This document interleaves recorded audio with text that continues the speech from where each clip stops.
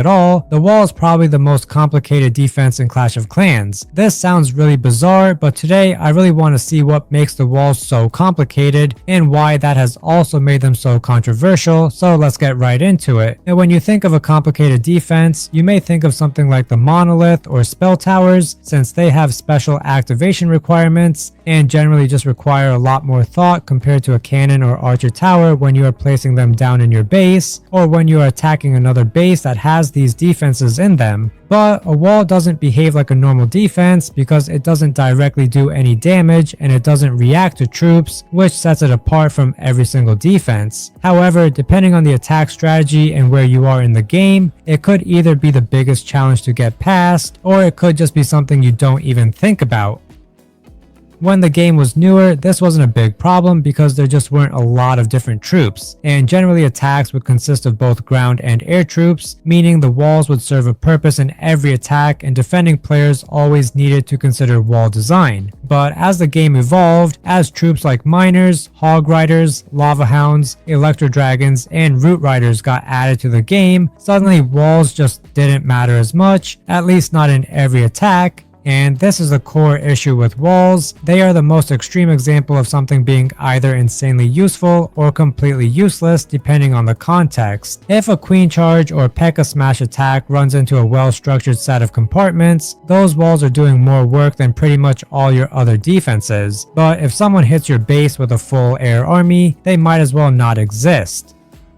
But to understand why walls are such a weird defense, you kind of have to look at three things: how walls function mechanically, how base design incorporates them, and how different troops interact with them. So let's go over all of that, starting with the mechanics of a wall. At their core, walls are obstacles. That's all they do. They get in the way of enemy troops. But that simplicity is deceptive because the value of a wall is determined by how it forces pathing decisions. Every troop in Clash of Clans follows a targeting priority, and walls interrupt that by forcing those troops to take detours or break through them. This sounds simple, but it has massive consequences. It's the reason why a funnel can fail. It's the reason why your queen might randomly walk around the base instead of going in. It's one of those things that seems pretty simple, but it can actually ruin your entire attack, and I'm sure everyone has experienced this many times while they have played the game.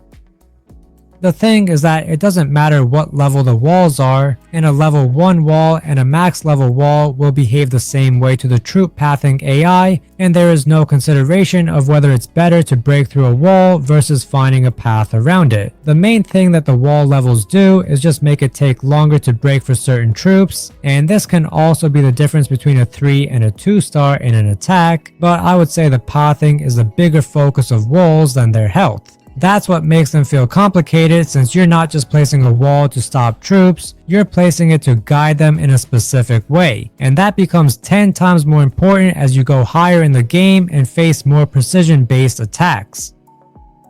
But you can't just completely ignore the wall levels, since they do ultimately play a role, and you can't really just leave them at level 1 because it looks ugly and will make you get 3-starred way more often. However, there is the big problem of them being super expensive, and they are the most expensive things to upgrade in the game. Whether you're farming or trying to push to max, walls are always that annoying leftover grind. And unlike other defenses, walls don't give you that satisfying feeling of progress because you don't get extra damage or unlock any sort of new mechanic. Instead, you just spend hundreds of millions of gold and elixir for something that might get completely ignored in your next defense. This is part of why walls feel so frustrating to max out. It's one of the few upgrades in the game where you can spend weeks grinding out a row of level 15 walls and then get tripled by a root rider spam attack that completely bypasses them, and it just doesn't feel like it was worth putting resources towards those walls. Some people just view the walls as decorations because they make your base look good, but don't seem to provide value a lot of times because the game is currently full of ground attacks that use troops that can get past walls easily,